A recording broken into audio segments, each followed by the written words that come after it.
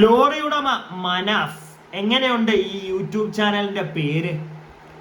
അങ്ങ് കർണാടകയിലെ ഷിരൂരിൽ മണ്ണിടിച്ചിലിനെ തുടർന്ന് കാണാതായ അർജുൻ. കഴിഞ്ഞ ദിവസം അർജുന്റെ മൃതശരീരം കണ്ടെത്തി സംസ്കരിച്ചു.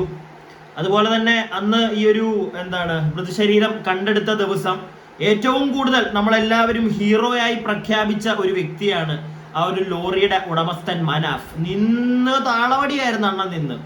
ഞാൻ അന്നൊരു വീഡിയോ ചെയ്തിട്ടുണ്ടായിരുന്നു.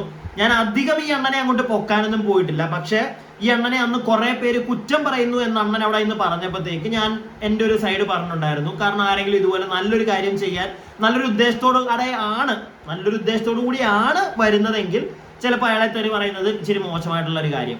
അന്ന് ഞാൻ ആ ഒരു വീഡിയോ ചെയ്തപ്പോൾ അതിന്റെ കൂട്ടത്തിൽ വേറൊരു കാര്യം കൂടെ പോയിന്റ് പറഞ്ഞത് എനിക്ക് നല്ല ഓർമ്മയുണ്ട്. അതായത് ഇയാൾ നല്ല ഉദ്ദേശത്തോടു കൂടിയാണോ വരുന്നത് എന്ന് നമുക്ക് ഉറപ്പില്ല.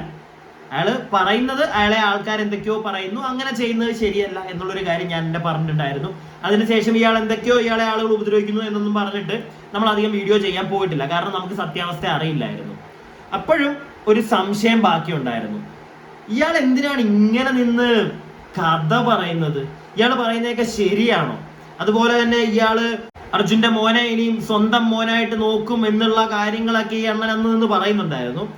നല്ല കാര്യം പറയട്ടെ, നല്ലൊരു മനുഷ്യനായിരിക്കും എന്ന് ഞാൻ വിചാരിച്ചു. പക്ഷേ ഈ സുന്ദര കില്ലാടി ഈ സമയത്ത് ഇങ്ങനെ ഒരു ചാനൽ തുടങ്ങിയ കാര്യം ഞാൻ അറിഞ്ഞില്ലായിരുന്നു. ഈ സാധനം അന്നേ കണ്ടായിരുന്നെങ്കിൽ ഉറപ്പായിട്ടും ഇവന്റെ തന്തയ്ക്കും വിളിച്ചുകൊണ്ട് ഞാനൊരു വീഡിയോ ചെയ്തേനെ. കാരണം അവൻ യൂട്യൂബ് ചാനൽ തുടങ്ങുന്ന അയാളുടെ ഇഷ്ടം, അയാൾ തുടങ്ങിക്കോട്ടെ. പക്ഷെ അതിനിട്ടിരിക്കുന്ന പേര് നിങ്ങൾ കണ്ടോ? അന്ന് ഈ ഒരു സോഷ്യൽ മീഡിയയിൽ അത്യാവശ്യം അല്ലെങ്കിൽ മെയിൻ സ്ട്രീം നമ്മുടെ സാറ്റലൈറ്റ് ചാനൽസിലാണെങ്കിലും ലോറി ഉടമ മനാഫ് എന്ന് പറഞ്ഞു കഴിഞ്ഞാൽ അത്യാവശ്യം എല്ലാവർക്കും അറിയാം. ഈ അർജുന്റെ കേസിൽ ആ ഒരു ലോറിയുടെ ഉടമസ്ഥൻ മനാഫ് എന്ന് പറഞ്ഞൊരു സാധനം. ഈ പേര് തന്നെ വെച്ച് ഇവൻ തുടങ്ങുകയും ചെയ്തു. അതിന്റെ DP, അതിനൊരു ഫോട്ടോ ഇവൻ കൊടുത്തത് അർജുന്റെ. ഈ ഒരു സാധനം സത്യം പറഞ്ഞാൽ ഞാൻ കണ്ടിട്ടില്ലായിരുന്നു കേട്ടോ. ആരും എന്നോട് പറഞ്ഞുമില്ല. ആരെങ്കിലും എനിക്കിത് ഷെയർ ചെയ്ത് തന്നായിരുന്നെങ്കിൽ ഞാൻ അന്നൊരു വീഡിയോ ചെയ്തപ്പോൾ അതിന്റെ കൂട്ടത്തിൽ തന്നെ ഇതും ചോദിച്ചതിനെ സത്യം പറഞ്ഞു കഴിഞ്ഞാൽ. പക്ഷെ അറിഞ്ഞില്ല. ഞാൻ ഈ ഒരു വാർത്തയുടെ ഡീറ്റെയിലേക്ക് വരുന്നതിന് മുമ്പ് ആദ്യമേ തന്നെ ഈ ഒരു സാധനം കാണിച്ച് പറയുന്നതിന്റെ എൻ്റെ ഒരു ഉദ്ദേശം ഇതാണ്. ഇവൻ എത്ര നല്ലവനാണെങ്കിലും ശരി, ഇവൻ നല്ല കാര്യങ്ങൾ ചിലപ്പോൾ നല്ലത് ഉദ്ദേശിച്ചിട്ടായിരിക്കും ഈ കിടന്ന് കാണിക്കുന്നതൊക്കെ, ഞാൻ ഒന്നും പറയുന്നില്ല. പക്ഷെ ഈ പരിപാടി ഈ എന്തോ ഫേമസ് ആവാൻ വേണ്ടി ഇല്ലെങ്കിൽ വേറെ എന്ത് പേര് വേണമെങ്കിലും, ഞാൻ ആ ചാനൽ നോക്കി മൊത്തവും അർജുന്റെ കേസ്, അതിനെ പറ്റിയുള്ള ലൈവുകൾ, ഇതൊക്കെ സംബന്ധിച്ച് നമ്മുടെ അർജുന്റെ ഫാമിലി ഇന്ന് വന്ന് കുറച്ച് കാര്യങ്ങൾ പറയുന്നുണ്ട്. അപ്പൊ അതില് അവര് മെയിൻ ആയിട്ട് ഉന്നയിക്കുന്ന ഒരു കാര്യം, ഒരു പരാമർശം ഈ മനാഫിന്റെ ഈ ഒരു ചാനലിനെ പറ്റി തന്നെയാണ്. ഫസ്റ്റ് നിങ്ങൾ അതൊന്ന് കാണുക, എന്നിട്ട് നമുക്ക് ബാക്കി വീഡിയോയിലേക്ക് പോവാം. ഈ പറയുന്ന വ്യക്തി മനാഫ്ടെ ആണെങ്കിൽ അദ്ദേഹത്തിന് യൂട്യൂബ് ചാനൽ ഉണ്ട്. ആ യൂട്യൂബ് ചാനലിൽ കൂടെ അർജുനോട് ഒരു തുള്ളി സ്നേഹം ഉണ്ടായിരുന്നെങ്കിൽ അങ്ങനെ ഒരു സംഭവം ഈ എല്ലാ കാര്യവും അവിടെ നിന്ന് വീഡിയോ എടുക്കുന്നുണ്ട്. അവർ നമ്മൾ സംസാരിക്കാൻ തരോ 600 പേര് കാണുന്നുണ്ട്, 700 പേര് ഇപ്പോൾ കാണുന്നുണ്ട്, അടിപൊളിയാണ്, സൂപ്പറാണ്. ഈ രീതിയിലുള്ള കാര്യങ്ങൾ ഞങ്ങൾക്ക് എത്ര അഭിപ്രായം നോക്കൂ.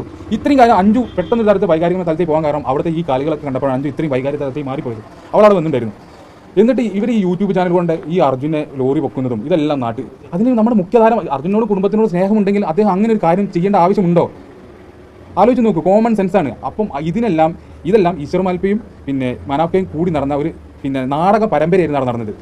ഈശ്വർ മാൽപ്പയും ഇതിനകത്ത് കളിച്ചിട്ടുണ്ടെന്നാണ് അർജുന്റെ ഫാമിലി പറയുന്നത്. അതുപോലെ തന്നെ മോനെ മനാഫിക്ക, നിനക്ക് ഈ ഒരു പരിപാടി, ഞാൻ വീണ്ടും അതാ പറയുന്നത്, ഈ ഒരു സാധനം നീ തുടങ്ങിയ കാര്യം നമ്മൾ ആരും കണ്ടിട്ടില്ല. അതിനകത്തെ വീഡിയോ കണ്ടിട്ടുണ്ടായിരുന്നെങ്കിൽ ആദ്യമേ ഇത് കുത്തിപ്പൊക്കി പറഞ്ഞേനെ.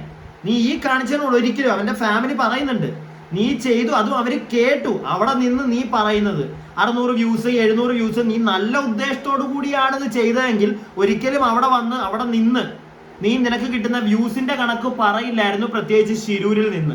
അത് കേട്ടിട്ടുണ്ട് എന്ന് ആ പയ്യൻ പറയുന്നുണ്ട്. മനസ്സിലായില്ലേ? അപ്പൊ ഇവന്റെ ഇപ്പൊ കുറെ പേര് ചിലപ്പോൾ ഇയാളെ സപ്പോർട്ട് ചെയ്ത് തന്നെ വരും. ഞാൻ പറഞ്ഞല്ലോ, നമ്മുടെ മലയാളികൾക്കുള്ള ഒരു സാധനമാണ്. നമ്മൾ ആദ്യമേ പൊക്കും, കുറച്ച് കഴിയുമ്പോൾ നമ്മൾ താക്കും. ഈ ഒരു സാധനം ഉള്ളതാണ്. ഞാൻ വീണ്ടും പറയുന്നു, അന്ന് അയാളെ എല്ലാവരും ഹീറോ ആയിട്ട് കണ്ടു.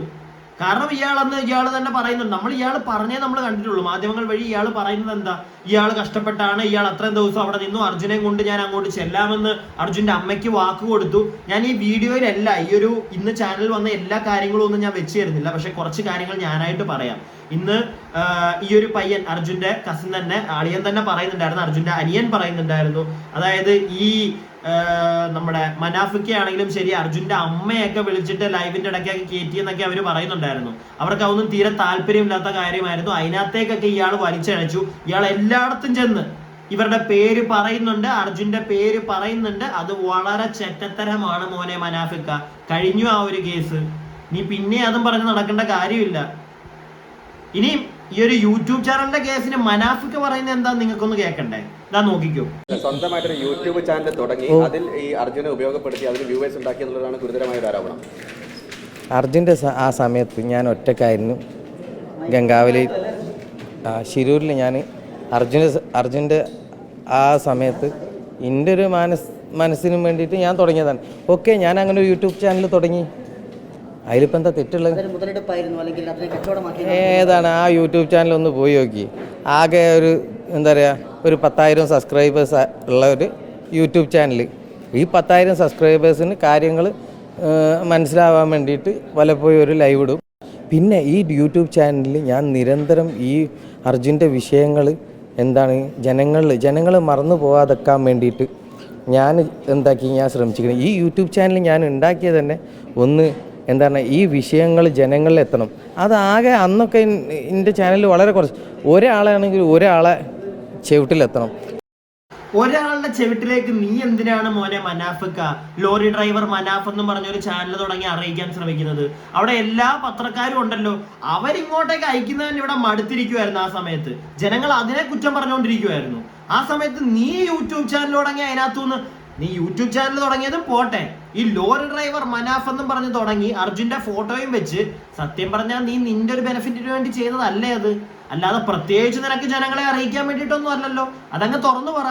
പിന്നെ അവിടെ കേട്ടവരുണ്ട് നീ അതിന്റെ വ്യൂസിന്റെ കണക്ക് പറയുന്നത്. നീ അത്ര നല്ല ഉദ്ദേശത്തോടു കൂടി ആയിരുന്നെങ്കിൽ എന്തിന് നീ അവിടെ വ്യൂസിന്റെ കണക്ക് പറയണം?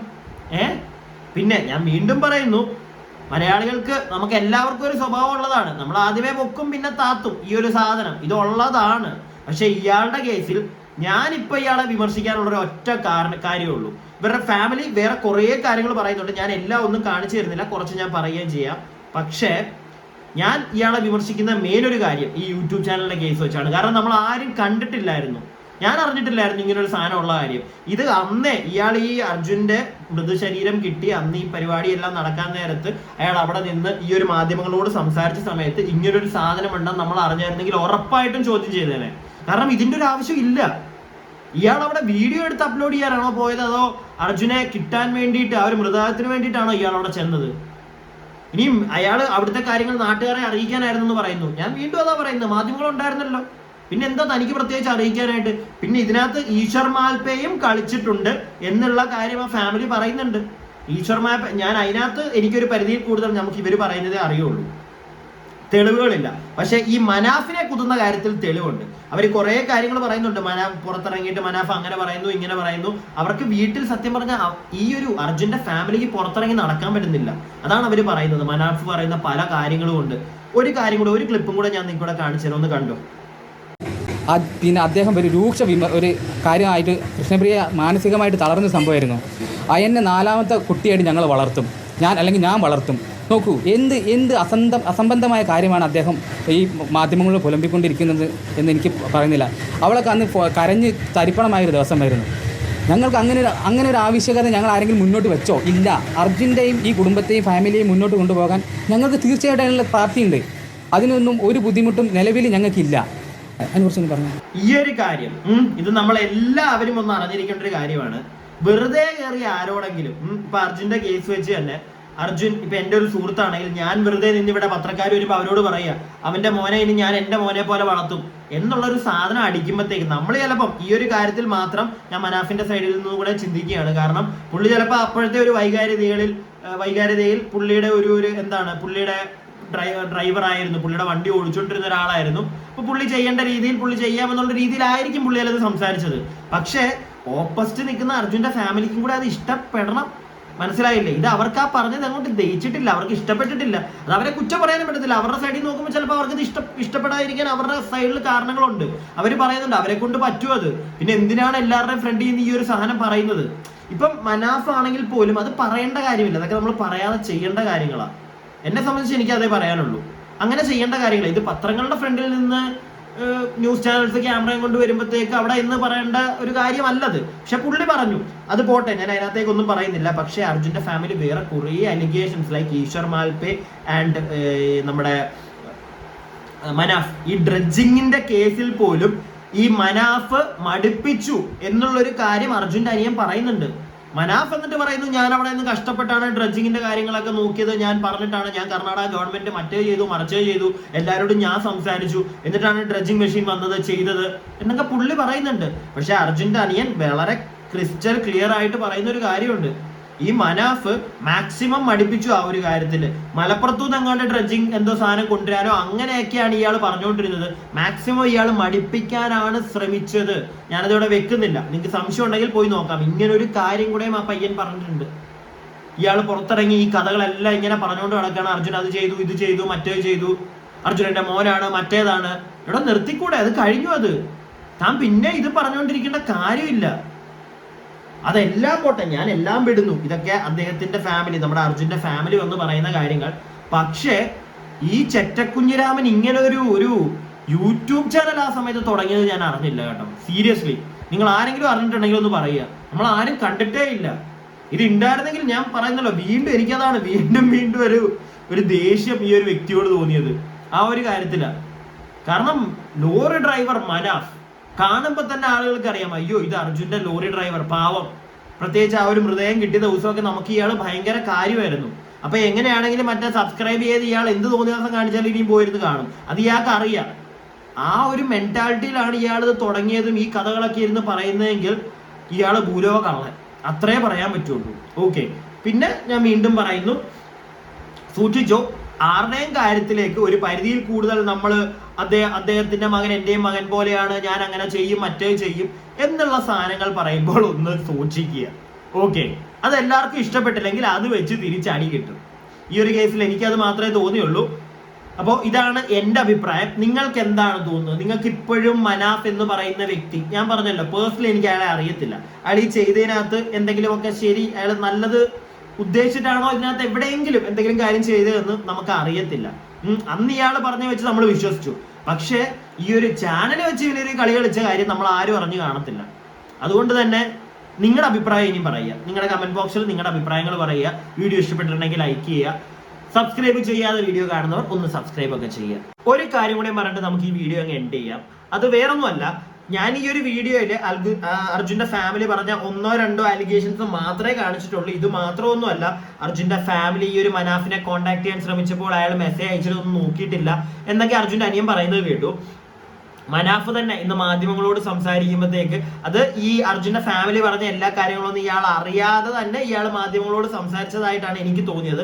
ആ സമയത്ത് തന്നെ ഇയാളോട് ചോദിക്കാതെ തന്നെ ഇയാൾ പറയുന്നുണ്ട്, ഞാൻ വൈകിയാണ് കാര്യങ്ങളൊക്കെ അറിഞ്ഞത്, എൻ്റെ ഫോൺ സൈലന്റ് ആയിരുന്നു, എനിക്ക് ഒരുപാട് കോളുകൾ ഇപ്പോൾ വരുന്നുണ്ട്, എൻ്റെ നമ്പർ ലീക്കായി അതിനുശേഷം ഒരുപാട് ആൾക്കാർ വിളിക്കുന്നുണ്ട് എന്നുള്ള കാര്യങ്ങളൊക്കെ ഇയാൾ പറയുന്നത് കേട്ടു. ചിലപ്പോൾ അതുകൊണ്ടായിരിക്കാം ചിലപ്പോൾ മെസ്സേജ് ഒന്നും നോക്കാഞ്ഞത്. അർജുന്റെ ഫാമിലി പറയുന്നുണ്ട്, ഞങ്ങളെല്ലാം ഇയാളെ കോൺടാക്ട് ചെയ്യുന്നുണ്ട്, ഇയാൾ ഇങ്ങനെ മാധ്യമങ്ങളുടെ ഫ്രണ്ടിലും ഈ ചാനൽ വഴിയൊക്കെ ഇയാൾ പറയുന്നത് നിർത്താൻ വേണ്ടി ഞങ്ങൾ ഇയാളെ കോൺടാക്ട് ചെയ്യാൻ ശ്രമിക്കുമ്പോൾ ഇയാളെ കിട്ടുന്നില്ല എന്നുള്ളൊരു കാര്യമൊക്കെ പറയുന്നുണ്ടായിരുന്നു.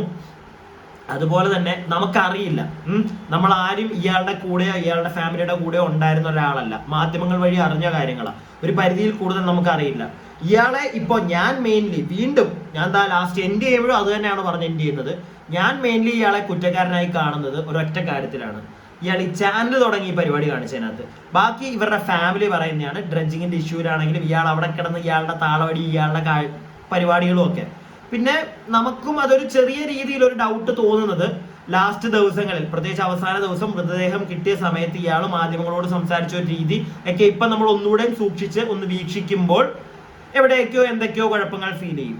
പക്ഷേ എടാ മനാഫ് നാറി, നീ ഈ ഒരു പരിപാടി കാണിച്ചത് നമ്മൾ അറിഞ്ഞില്ലായിരുന്നു കേട്ടോ. ഈ ചാനൽ തുടങ്ങി നമ്മുടെ ഒരു കൂട്ടുകാരൻ അല്ലെങ്കിൽ ആരും ആയിക്കോട്ടെ, നമുക്ക് ഏറ്റവും അടുത്തറിയാവുന്ന ഒരാൾ ഇങ്ങനെ കാണാതെ പോയി മരിച്ചു എന്നൊക്കെ ഏകദേശം ഉറപ്പുള്ള സമയത്ത് അവിടുത്തെ കാര്യങ്ങൾ നാട്ടുകാരെ അറിയിക്കാൻ വേണ്ടി പുതിയൊരു പേര്, ഒരു ചാനലും തുടങ്ങി. പുതിയൊരു പേരില്ല, അതും പേര് ഞാൻ വീണ്ടും പറയുന്നില്ല, ആ ഒരു പേരിലൊക്കെ ഒരു ചാനൽ തുടങ്ങി ഈ പരിപാടി കാണിച്ചതിനോട് യോജിക്കാൻ പറ്റുന്നില്ല.